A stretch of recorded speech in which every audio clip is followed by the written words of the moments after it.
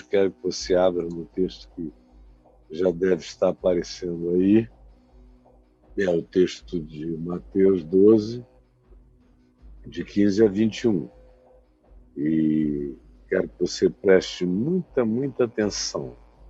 Olha só, o ambiente antecedente tem a ver com várias realidades intensas da parte de Jesus, falas fortes, recomendações, a increpação das cidades nas quais ele mais pregou, como Corazim, como Cafarnaum, Betsaida, cidades desse tipo, que ouviram a palavra como nenhuma outra e experimentaram uma quantidade imensa de milagres, de realizações aterradoras. E aí continuam os conflitos com os religiosos por causa do dia do sábado e a opressão que faziam.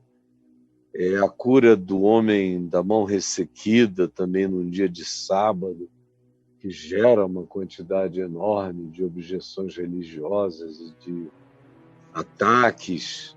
Então nós chegamos no verso 15 do nosso ambiente de leitura agora, aqui no Evangelho, onde se diz: mas Jesus, sabendo disso, que eles queriam matá-lo, os religiosos, procurando uma maneira sutil de matarem-no sem que as multidões vissem, sem que eles pudessem ser acusados de terem feito isso. Era um assassínio. Eles queriam matá-lo pelas costas, matar num beco, matar numa rua pequena. Estavam achando quem seriam os conspiradores para fazerem algo dessa natureza, mas tinham medo do povo, de serem descobertos e de serem linchados. Então tudo tinha que ser muito bem cuidado.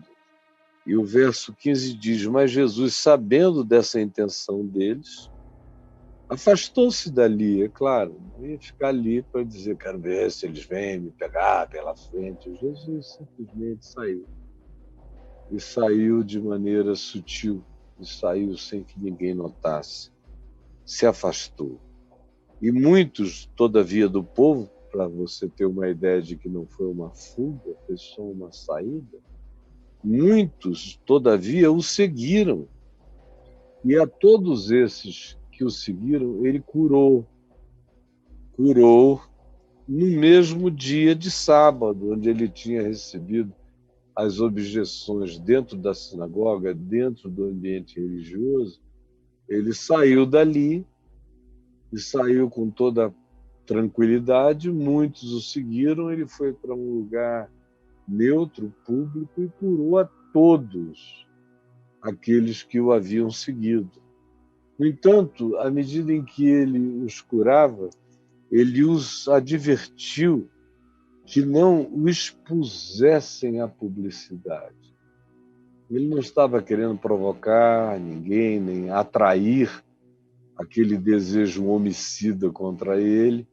Haveria de chegar o dia e a hora em que ele não evitaria mais, ao contrário, em que ele, de um certo modo, provocaria.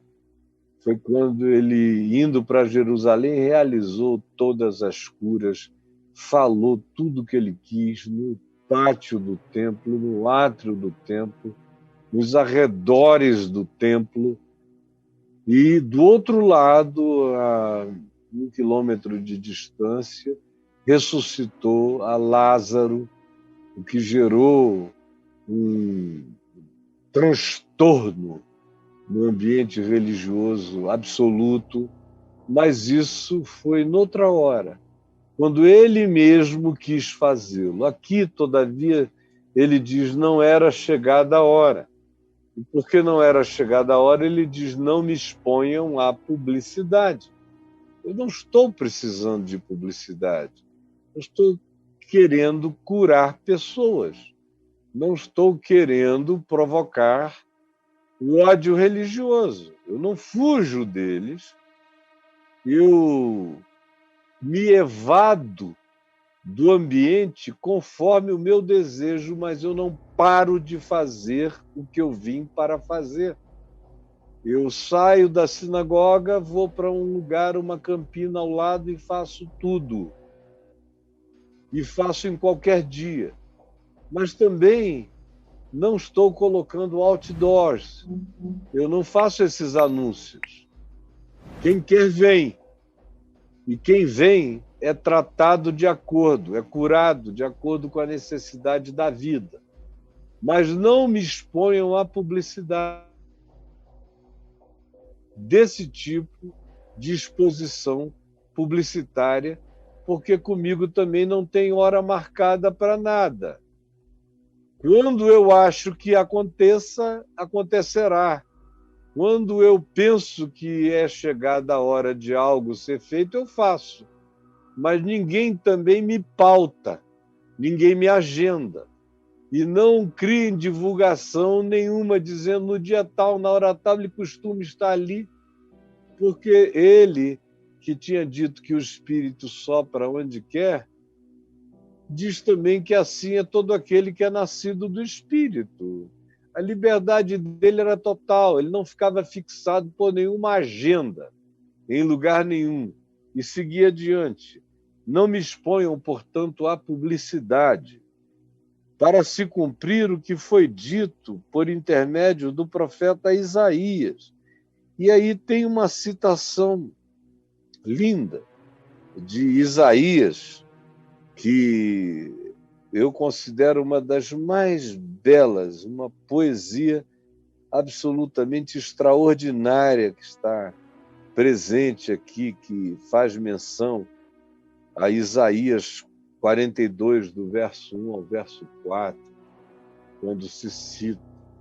Isso é posteriormente, isso é quando Mateus escreveu o Evangelho, algumas décadas depois, é que eles todos já tinham entendido, porque Jesus mesmo lhes tinha explicado, depois que ressuscitou de entre os mortos, tudo o que a seu respeito constava em todas as Escrituras.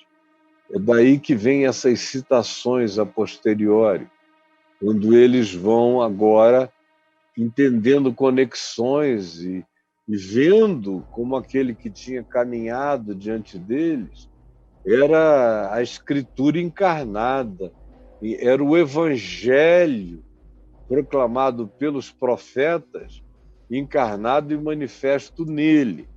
E aí ele cita aqui, posteriormente, Mateus, quando compreendeu, disse: isso aconteceu para se cumprir Isaías 42, de 1 a 4. No entanto, naquela hora ali, Jesus apenas disse: não me exponham à publicidade. E não disse para se cumprir o que... Não, ele só disse isso. É discreto, não me exponham à publicidade.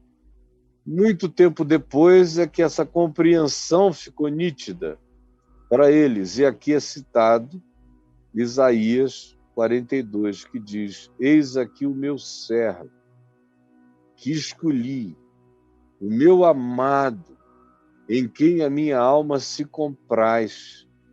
Farei repousar sobre ele o meu espírito, e ele anunciará juízo, significando justiça, entendimento, compreensão, discernimento, clareza. Isso é o que significa anunciar juízo aos gentios.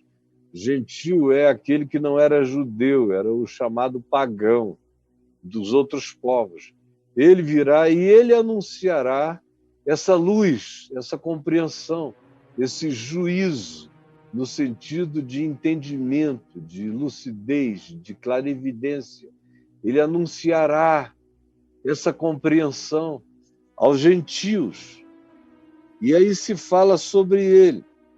E algumas características dele são anunciadas lá atrás, 800 anos antes, por Isaías, no capítulo 42, e agora uns 25, 30 anos depois de Jesus ter ressuscitado, Mateus, escrevendo seu evangelho, com base na estrutura de Marcos, acrescentando ensinos, parábolas, oráculos do Senhor, assim chamados, cita Isaías 42, robustece o argumento.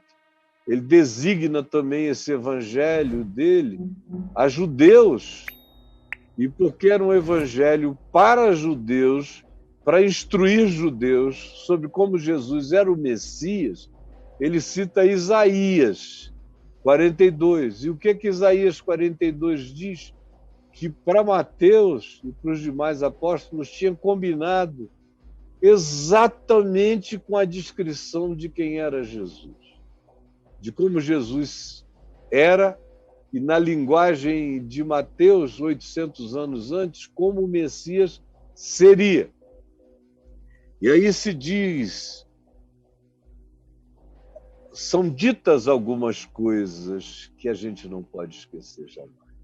Eu, pelo menos, não esqueço há muitos anos, há muitas décadas.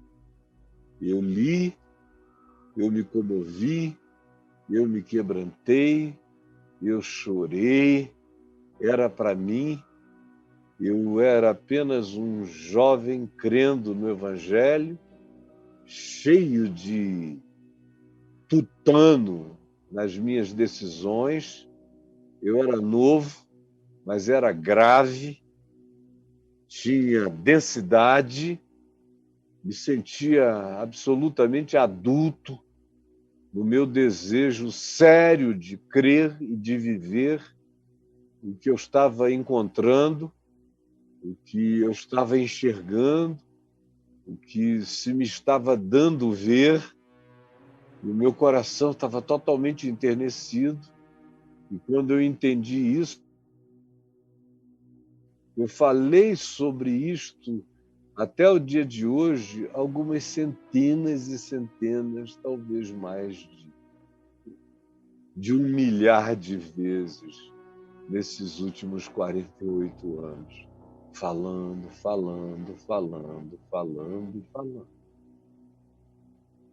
E tem muita gente aqui que já me ouviu falar sobre isso.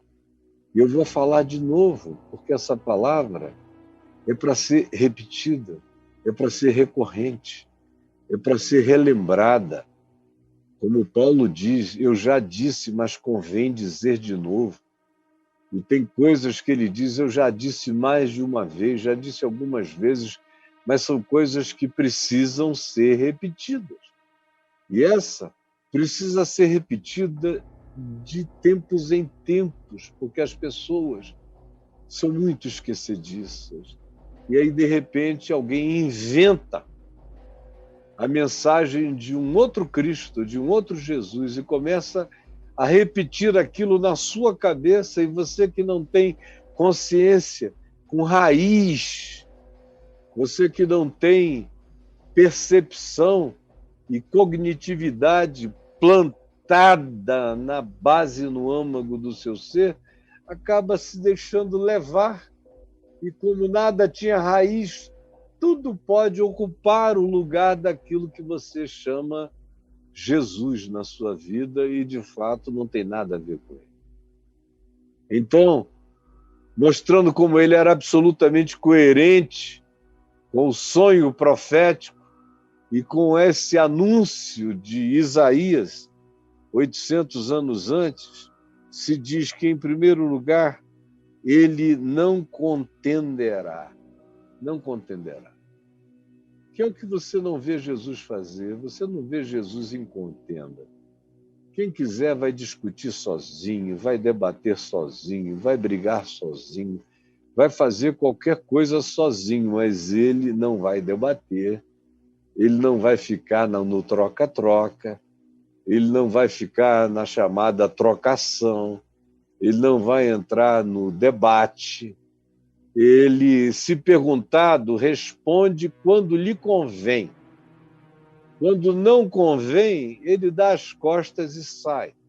Ou então ele deixa uma pergunta para cuja resposta o que se está perguntando a ele e teria a sua elucidação se quem perguntasse estivesse perguntando com honestidade. Se estivesse perguntando com desonestidade, ficaria evidente a má intenção dos questionadores. E ele então diz: nem eu tampouco vos responderei. Mas você não vê Jesus com essa ansiedade de contenda, de disputa, de ver quem tem razão, de duelo teológico, duelo filosófico, duelo apologético. Isso não está presente no Espírito de Cristo, nem no Espírito do Evangelho. Nem no Espírito do Evangelho. Quando você vir pessoas em estado de contenda para lá e para cá, você pode ter certeza, podem estar até bem intencionados, mas não entenderam o Espírito de Cristo. Não entenderam o Espírito do Evangelho conforme Jesus e o Espírito de Jesus conforme o Evangelho. Não contenderá. Ele não é esse que vem para vencer disputas na cana de braço. Ele anuncia a verdade. Os filhos da verdade entendem a verdade. Ele anuncia a palavra. Os filhos do reino, que sejam filhos de paz, portanto, acolhem a palavra. E ele sabe que quem não entende agora, se tiver um coração sincero, entenderá depois. Mas ele mesmo não entra em estado de contenda. Quando você vir contendas em nome de Jesus, pode ter certeza que só existem contendas, mas Jesus não está ali. E se você se viciou, como a religião ensina, a viver num estado de contenda, pelo amor de Deus, pare com isso. Porque não tem absolutamente nada a ver com quem Jesus era, com quem Jesus ensinou, com quem Jesus é e como é o Espírito de Cristo. Ele não contenderá, nem gritará. Não tem essa manifestação histriônica, gritada, essa imposição pela oralidade brutal. Na realidade, aonde há qualquer tipo de gritaria ou de falação gritada, onde você precisa pedir licença para falar, porque as pessoas não conseguem conversar, já tem alguma coisa errada crescendo. Agora, quando a gritaria ainda é supostamente em nome de Jesus ou por causa de Jesus, tem algo infinitamente errado. Ele não contende, ele não entra em enfrentamento e muito menos em gritaria. Você já imaginou Jesus gritando: pera aí, deixa eu falar, calem a boca. Você lê o Evangelho todo, se as pessoas quiserem ouvir, elas ouçam. É por isso que Jesus diz: quem tem ouvidos para ouvir, ouça. Mas ele não grita. Eu, particularmente, no curso dos anos, eu nunca fui uma pessoa de muita contenda. Eu já fiz parte de muita pregação em lugares onde os ouvintes queriam discutir. E quando eu era bem jovem, especialmente no campus universitário, em algumas faculdades assim, eu permitia que depois da pregação houvesse aquele tempo de quase que de contenda, porque tinha gente ali que ia para contender. Eu, todavia, sempre tive a graça de Deus de dar uma resposta e silenciar os contendores para sempre. Nunca mais vinham e não tinha grossura. Era, obviamente, aquela sabedoria esmagadora do Evangelho. E aí a pessoa não voltava para o segundo round. Não tinha. Não tinha segundo assalto.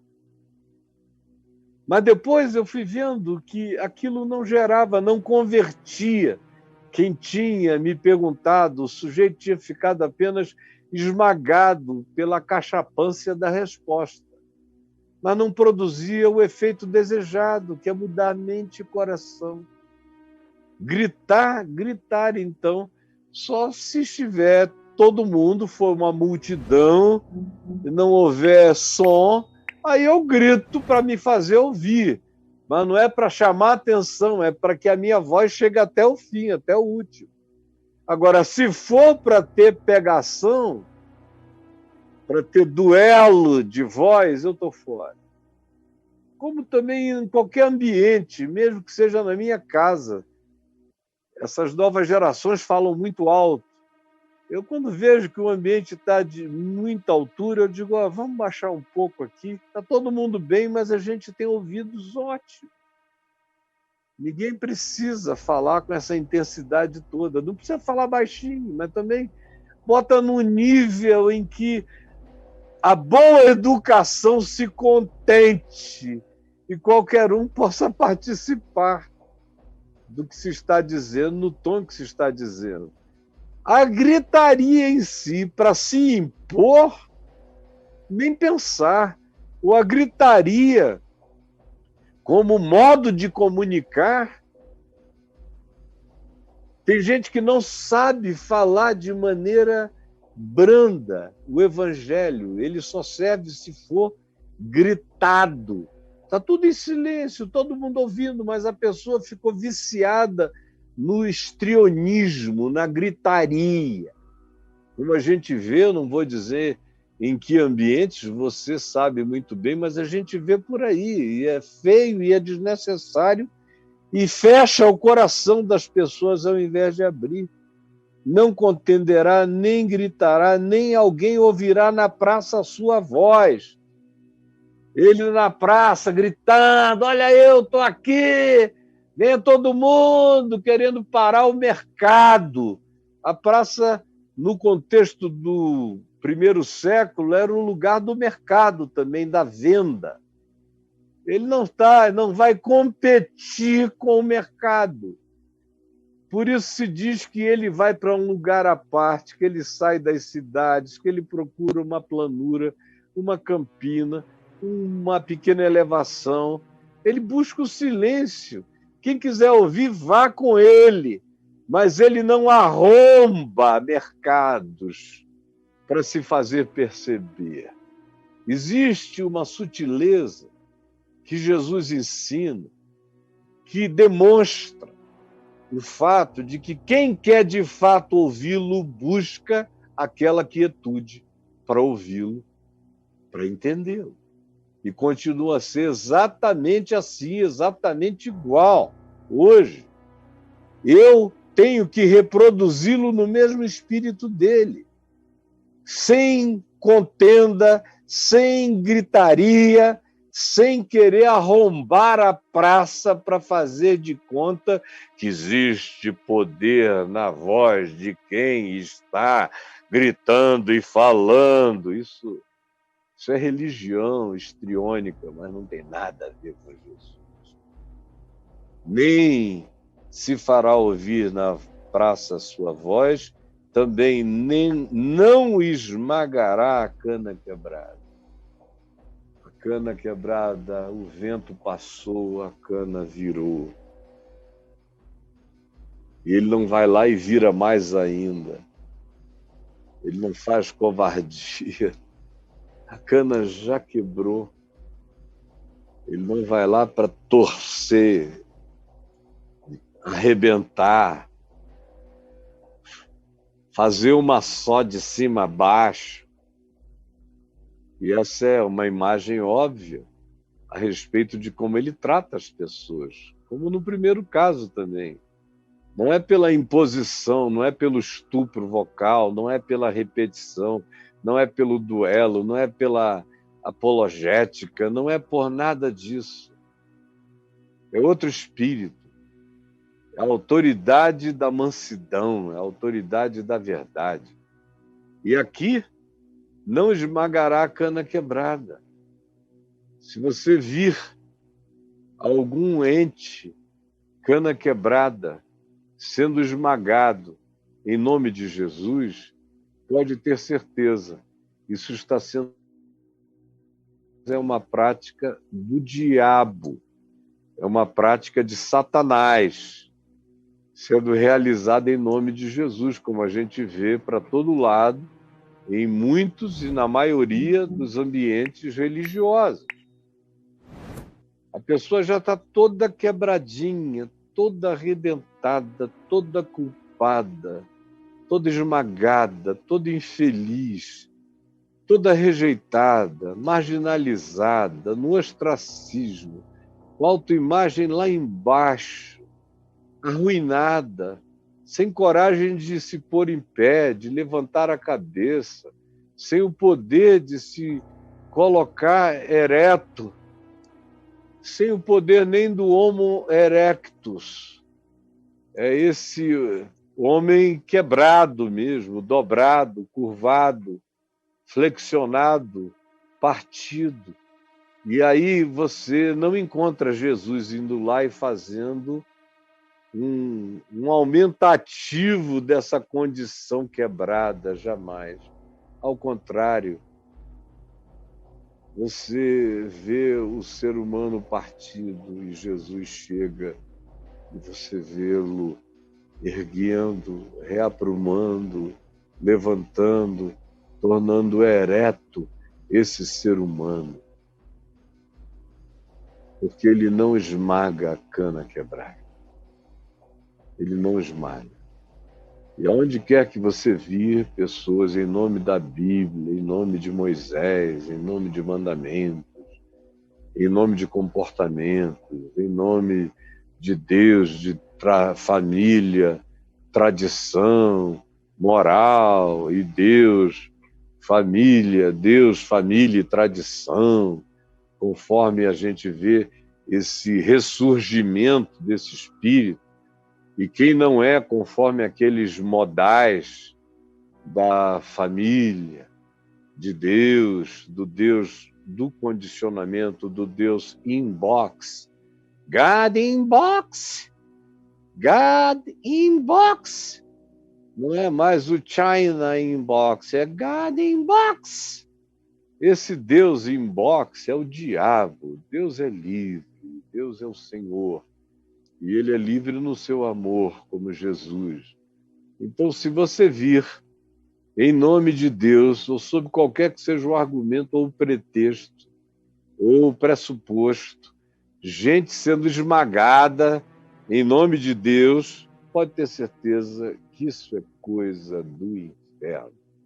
Dentro da tua casa, dentro da tua igreja, no meio da tua família, mas é o inferno que está ditando os dogmas da morte. E pessoas estão sendo esmagadas em nome de Jesus, sem que Jesus tenha nada a ver com isso. Ele não esmaga a cana quebrada. Também se diz aqui que ele não esmaga a torcida que fumega, que aquele pavio, ele não vai lá e esmaga o pavio. Me lembrei que eu tenho um pavio aqui. Ele não esmaga o pavio. O paviozinho está no fim, a torcida fumegante está lá. E ele não vai lá e não esmaga a torcida fumegante. Aquele pavio que sai daqui e já está no finzinho, só está saindo quase fumaça lá de dentro. Aí vai o cara e... Não. Torcida que fumega, do ponto de vista do Evangelho, era a linguagem usada da ilustração daquela cana, daquele pedaço, daquele chumaço que numa tocha esteja já fumegando. O que você está dizendo é, ele não vai lá nunca e apaga a tocha. Ele é aquele que vem, sopra, acende a torcida que fumega. Ele não vem apagar a fé na graça de Deus no coração de ninguém. Ele não apaga a esperança de perdão no coração de ninguém. Ele não apaga a expectativa do céu no coração de ninguém. Ele não diz para uma mãe cujo filho se suicidou que o filho está no inferno. Ao contrário, ele acende as esperanças do coração daquela mãe e diz: olha, teu filho está guardado na casa do meu pai há muitas moradas. Ele não apaga a torcida que fumega, o ser humano todo culpado, todo arruinado, sem coragem nem de dizer eu. Ele não vem e transforma aquele ser num não eu. Ao contrário, ele diz: você é meu. Ele acende a chama, ele acende a esperança, ele acende a fé, ele acende o acolhimento, ele acende a certeza do perdão, ele acende, ele não apaga. Você entendeu? Aonde você vir pessoas apagando e não acendendo, pode ter certeza, elas podem estar falando morais mais elevadas, ou citando leis como corroboração para os seus atos de perversidade. E são atos de perversidade, portanto, Jesus não está ali. A presença ali é outra. Ali não é nenhum culto a Deus, é magia negra. E quem quer que tenha bom entendimento se retira dos lugares dessas maldades praticadas. Ele não esmagará a cana quebrada, nem apagará a torcida que fumega, até que faça vencedor o juízo. Outra vez, juízo aqui significa justiça, verdade. O que de fato é importante para Deus, o que de fato tem valor para Deus, o que de fato Deus chama de luz. Até que faça vencedor os significados do que Deus chama de verdade, de amor, de luz, de justiça. Essas são as coisas que compõem o significado de juízo, no sentido de que são as realidades que esclarecem, que iluminam, como o juízo ilumina, como o juízo abre perspectivas e mostra o que estava oculto. Assim, ele faz vencedor o juízo. E no seu nome esperarão os gentios. Que coisa maravilhosa. Ele está sendo dito no ambiente de judeus que creem nele, de judeus que não creem nele, como você vê antes e você vê na sequência. Vê logo a seguir, é só ler contextos antecedentes e imediatos que você se ambienta. E ele diz isso nesse ambiente, a conclusão dos atos dele é essa, de que ele traz esperança aos marginalizados.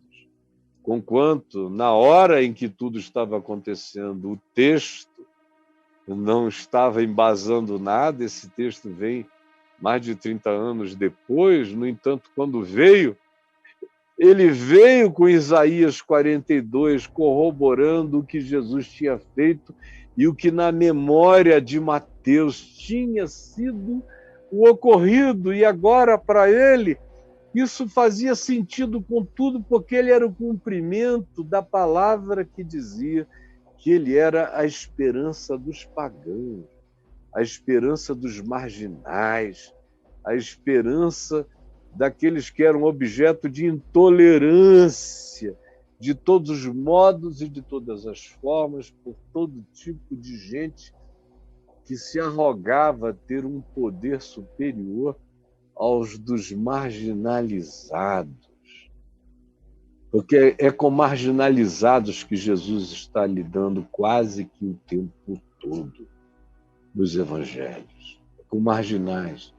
Os evangelhos começam com marginais, com reis que vieram da Pérsia, ou magos que vieram da Pérsia.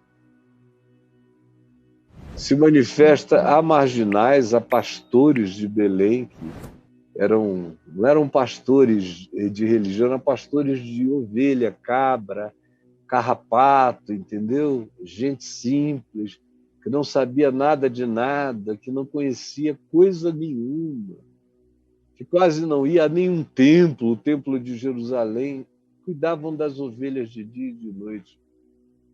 O pessoal de Jerusalém eram os marginais da religião.